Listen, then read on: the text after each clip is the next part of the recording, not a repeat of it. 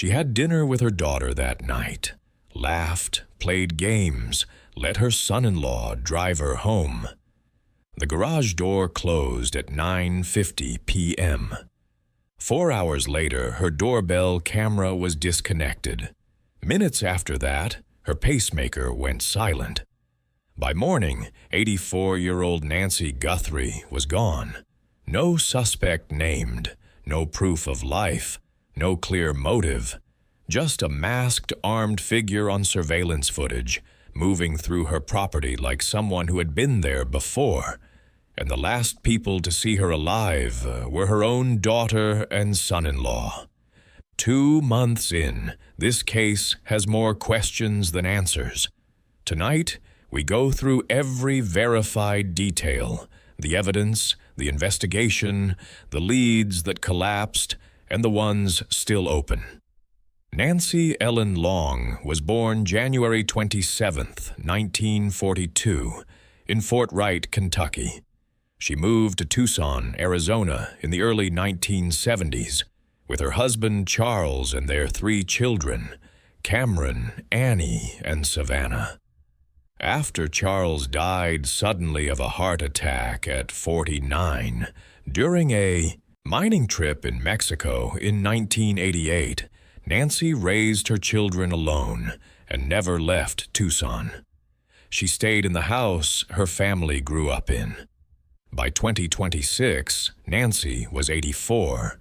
She had significant mobility limitations. She relied on daily medication to manage her health. She wore a pacemaker that synced with her Apple devices. According to Sheriff Chris Nanos, she could not walk 50 yards on her own unaided. She was not someone who could simply vanish without help. Her daughter Annie and son-in-law Tommaso lived just minutes away and were involved in her daily care. Her son Cameron is a retired F-16 fighter pilot with an intelligence background. Her daughter Savannah is one of the most recognizable broadcast journalists in America, co-anchor of NBC's Today Show for over a decade. Nancy was surrounded by family, embedded in community, and anchored to a fixed daily routine, which makes what happened on the night of January 31st, 2026, all the more difficult to explain. Saturday, January 31st, started as an ordinary evening. At 5:32 p.m., Nancy took an Uber to her daughter Annie's nearby home for dinner and a family game night. She spent several hours there. Nothing about the evening raised any concern. Savannah Guthrie later confirmed to NBC colleague Hoda Kotb that her mother had been in good spirits. At approximately 9:48 p.m., son-in-law Tommaso Cioni drove Nancy home. The garage door opened at 9:48 p.m. It closed at 9:50 p.m. Tommaso's car left. That 2-minute window is the last confirmed moment Nancy Guthrie was inside her home. What happened over the next 4 hours is the core of this investigation. No recorded activity inside the home, no calls made, no alarms triggered, no distress signals of any kind. Then, at 1:47 a.m. on February 1st, Nancy's Nest doorbell camera disconnected. Approximately 25 minutes later, the doorbell software detected motion near the front of the property. But because the family did not have an active subscription, no footage was captured. Sheriff Nanos noted that the motion trigger could have been a person or possibly an animal. That distinction has never been resolved. At 2:28 a.m., Nancy's pacemaker stopped syncing with her Apple devices. That signal going dark is the last digital trace of Nancy Guthrie. Sunday morning, Nancy did not appear for her regular live-streamed church service with a friend. That absence was enough. Family members went to the house around 11:56 a.m., searched every room, checked the property. She was not there. At 12:03 p.m., the family called 911. Deputies arrived at 12:15 p.m. What they found shifted this from a welfare check to a criminal investigation within hours. Nancy's phone was still inside the house. Her medication was still there. Her personal belongings were undisturbed. Everything a woman would take if she had chosen to leave was still exactly where she left it. Doors and gates had been left propped open, and there was blood. A small amount inside the home, and what appeared to be dried blood next to the doormat at the front entrance. DNA testing later confirmed it was Nancy's. Savannah recalled the moment she first spoke to Annie and Tommaso about what they found.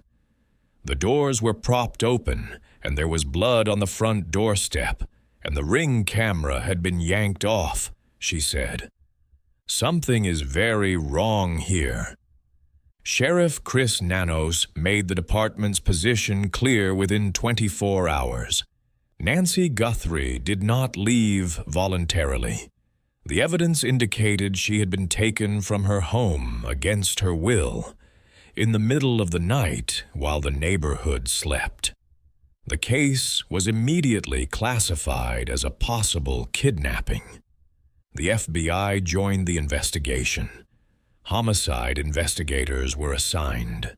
U.S. Customs and Border Protection were placed on alert given Tucson's proximity to the Mexican border. A joint task force of 20 to 24 people, split between the sheriff's office and the FBI, was assembled and went to work. For the first 9 days, the public received very little information about what investigators had found. Then on February 10th, FBI Director Kash Patel released footage that changed the investigation publicly. The video, recovered by the FBI from residual back-end data within Google's server systems, because the family lacked an active subscription, showed a lone figure approaching Nancy Guthrie's front door in the early hours of February 1st. The suspect was wearing a face mask, gloves, and a distinctive black 25-liter Ozark Trail hiker backpack. He was armed with a holstered handgun. He stood approximately 5 feet 9 to 5 feet 10 inches tall, with an average build. What he did at the door is what behavioral analysts focused on. He used a gloved hand to try to block the camera, then pulled a plant from Nancy's yard and placed it in front of the lens to obscure the view. This was not improvised behavior. It was deliberate and pre-planned. But here is the detail that changed the entire scope of the investigation. One of the images Patel released, showing the same figure without the backpack or weapon, was believed by investigators to have been captured weeks before the His abduction. personal phone was probably in his pocket. He probably drove his own register. January 11th, January 31st, and February 1st. January 11th. 3 weeks before Nancy disappeared. The same man, or someone who appeared to be the same man, may have been at or near her property, surveilling, learning the layout, identifying the cameras, tracking the routine. Former FBI profiler Greg McCrary stated publicly that this was a targeted crime. He just didn't knock on the door randomly and bump into Ms. Guthrie, McCrary said.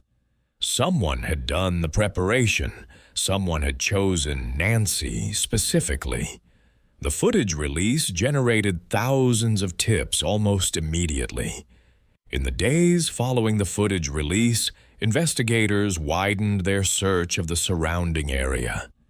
FBI agents recovered a pair of black gloves approximately 2 miles from Nancy's home.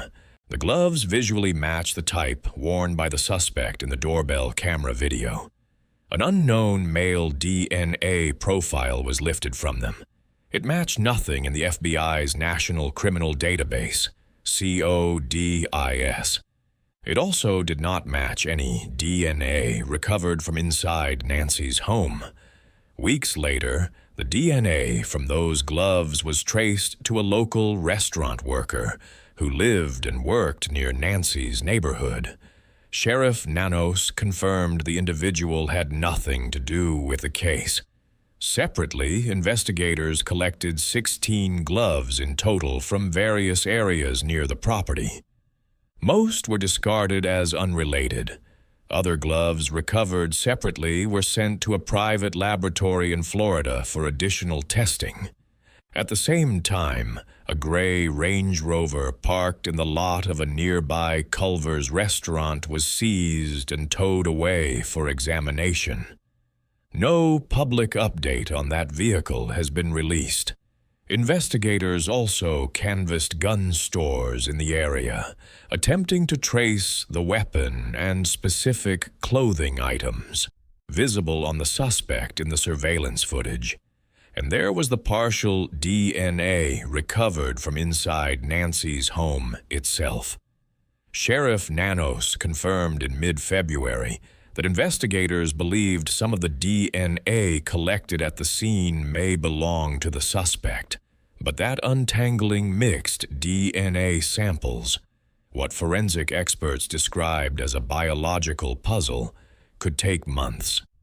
Investigators also began pursuing genetic genealogy, testing on the partial profiles, a technique that has successfully identified suspects in cold cases across the country. As of early April 2026, no DNA match has been publicly announced. While the forensic work continued, the case was developing a separate and complicated dimension. Ransom demands did not go to law enforcement. They went to media outlets. Tucson CBS affiliate KOLD received the first note on the evening of February 2nd. The note reportedly contained specific details about Nancy's home and, critically, what she was wearing the night she was taken. That level of detail is significant.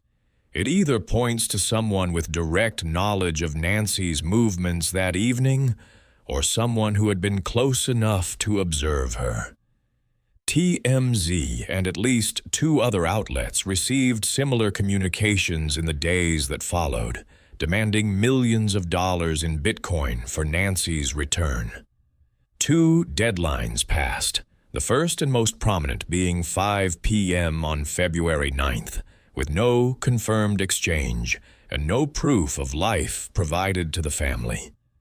TMZ later received a second, more elaborate demand involving a different cryptocurrency and, according to the outlet, graphic descriptions of consequences if payment was not made. This note also appeared to reference media reporting on the case as a payment trigger, a level of operational complexity that law enforcement sources called highly unusual. On February 5th, a California man was arrested on federal charges for posing as Nancy's abductor and separately demanding ransom from the Guthrie family. Authorities confirmed this scheme was entirely separate from the other communications. One fraudulent actor confirmed, the original notes still unverified. Savannah told Hoda Kotb in her March interview that she personally believes 2 of the ransom notes are legitimate. No official confirmation has been made. Law enforcement pursued multiple active leads in the weeks following the footage release. 10 days into the investigation, February 10th, a delivery driver named Carlos Palazuelos was detained during a traffic stop in Rio Rico, Arizona, approximately 60 miles south of Tucson, near the Mexican border. Authorities had been building this lead before the footage was even released to the public. A search warrant was executed on a property in the area, By February 11th, Palazuelos had been released and cleared. He later spoke to reporters. "I hope they get the suspect," he said, "because I'm not it." On February 13th, the Sheriff's Department conducted an operation at a separate residence 2 miles from the Guthrie home. 2 people were removed. Roads in the area were closed for approximately 4 hours. One individual was taken for questioning and released the following day.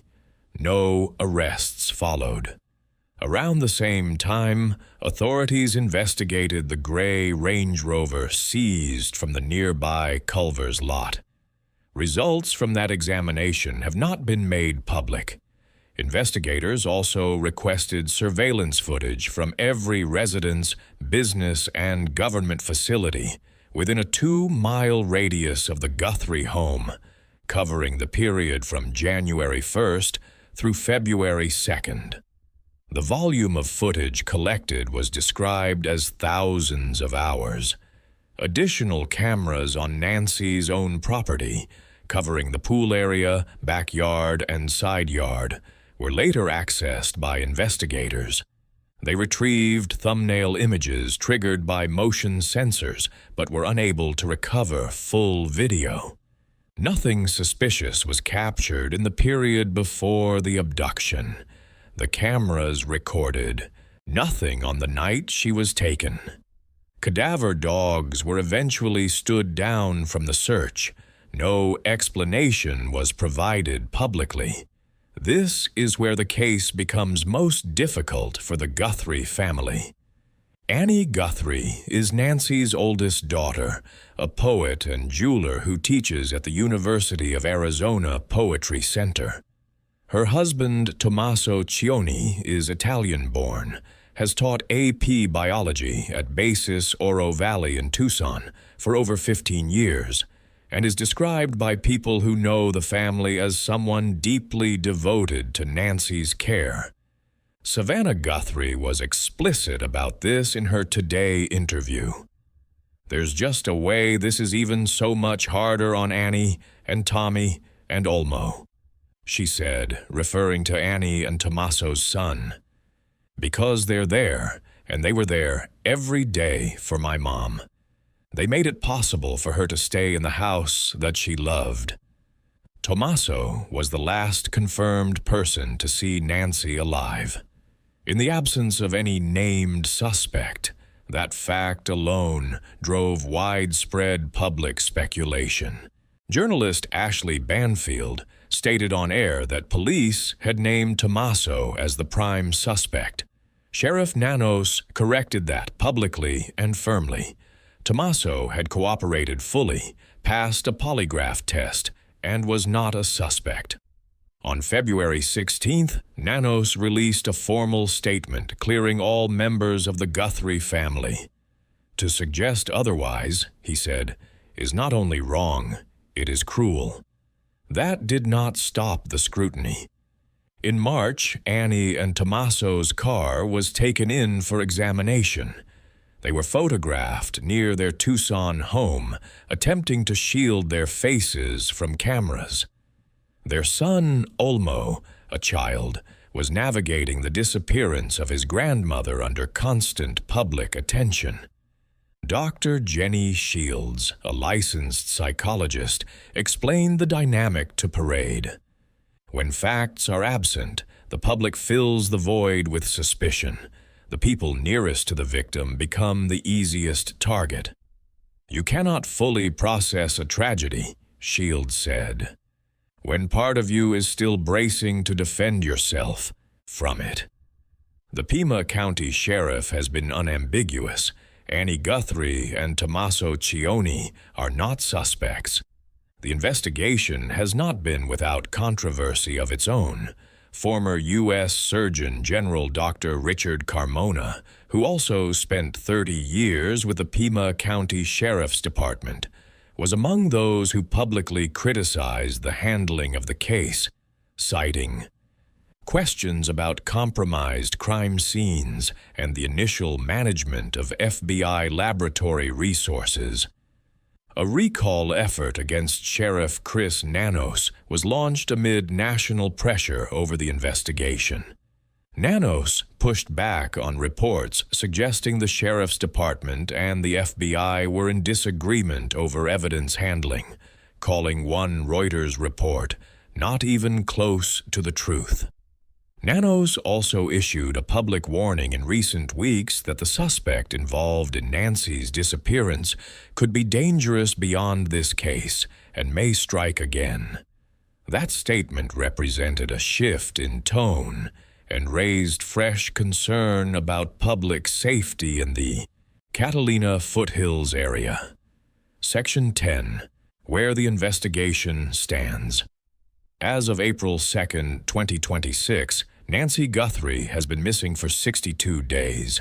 The Joint Task Force remains active. DNA from the scene is still being processed, with genetic genealogy testing underway on partial profiles. Digital evidence analysis continues. The FBI's Phoenix Division leads the federal component from its Tucson office. No suspect has been named. No motive has been officially confirmed. No proof of life has been received. The $6 million ransom deadline passed months ago. The Guthrie family has not stopped. They are offering $1 million for information leading to Nancy's recovery. The FBI is separately offering $100,000.